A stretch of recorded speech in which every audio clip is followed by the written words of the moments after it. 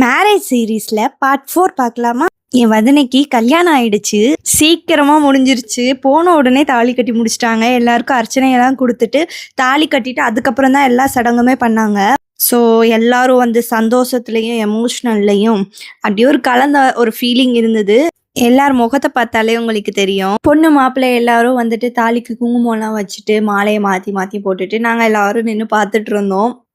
கல்யாணம் முடிஞ்ச கையோட நாங்கள் மாப்பிள்ளையும் பொண்ணையும் நாங்கள் காரைக்குடிக்கு கூட்டிகிட்டு வந்துடணும். அதனால சீக்கிரம் கல்யாணம் முடிச்சுட்டு சடங்கெல்லாம் முடிச்சுட்டு நாங்கள் கிளம்பணும். அதுக்கிடையில் நாங்கள் கொஞ்சம் ஃபோட்டோஸ் வீடியோஸ்லாம் எடுத்துக்கிட்டோம். நெக்ஸ்ட்டு எல்லாரும் சாப்பிட போயிட்டோம். ஸோ சாரீ நல்லா இருக்கு. அதுக்கேற்ற மாதிரி ஒரு ஃபோட்டோஸ் வீடியோஸ்லாம் எடுக்கணும்ல. அங்கே கோவிலில் இடம் செம்மையாக இருந்துச்சு. அப்புறம் நீங்கள் எல்லாரும் சடங்கு பண்ணுங்க அப்படின்னு சொல்லிட்டு நாங்கள் வந்துட்டு சடங்கெல்லாம் முடிச்சுட்டு சாப்பிட தான் போனோம். பொண்ணு மாப்பிள்ளையை மட்டும் ஐயர் பிடிச்சி வச்சுட்டு நிறையா சடங்கு பண்ணாரு. இப்போ நெக்ஸ்ட்டு சாப்பிட்டுட்டு அப்புறம் எல்லாரும் வந்து கிளம்பி மாப்பிள்ளை முகேஷ் அண்ணா வீட்டுக்கு போயிட்டு பாலும் பழம் இதெல்லாம் கொடுத்துட்டு நாங்கள் கிளம்பிடுவோம்.